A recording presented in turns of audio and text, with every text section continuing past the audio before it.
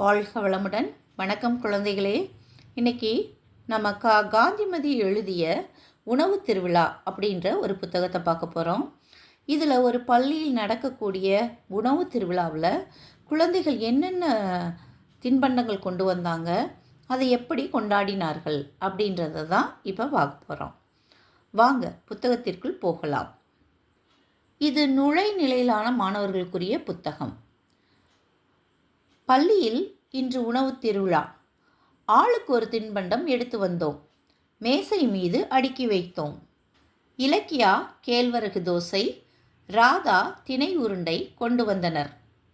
Robert கம்பு அடை, தியாகு கேப்பை கூழ் கொண்டு வந்தனர். திலகா அரிசி புட்டு, கோபி ரவா இட்லி கொண்டு வந்தனர். தேவி உளுந்துகளி, ஜோசப் இடியாப்பம் கொண்டு வந்தனர். மாலினி முளைக்கட்டிய பயிறு, ரவி சாமை பொங்கல் கொண்டு வந்தனர். பாத்திமா இனிப்பு பொங்கல், கமலா பருப்பு பாயாசம் கொண்டு வந்தனர். சோமு ஆவாரம்பூ தோசை, ஆரிஃப் அத்திக்காய் கூட்டு கொண்டு வந்தனர்.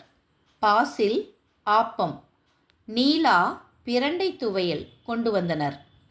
கவின் எள்ளு உருண்டை, லில்லி கருப்பட்டி பணியாரம் கொண்டு வந்தனர். மித்ரா அம்மாவுக்கு உடம்பு சரியில்லை. மித்ராவுக்காக லில்லி இனிப்பு அவல் கொண்டு வந்தாள். ஆசிரியர் ஆரஞ்சு ஜூஸ் கொண்டு வந்தார். பெற்றோர் வந்தனர். ஆசிரியர்களும் வந்தனர். உணவில் உள்ள சத்துக்கள் பற்றி பேசினோம். எங்கள் டீச்சர் பாராட்டினார். எல்லோரும் வட்டமாக உட்கார்ந்தோம். பகிர்ந்து சாப்பிட்டோம். அனைத்தும் சுவையாக இருந்தது. என்ன குழந்தைகளே, நாமும் நம் பள்ளியில் இதே போல ஒரு உணவு திருவிழா வைக்கலாமா? நன்றி குழந்தைகளே.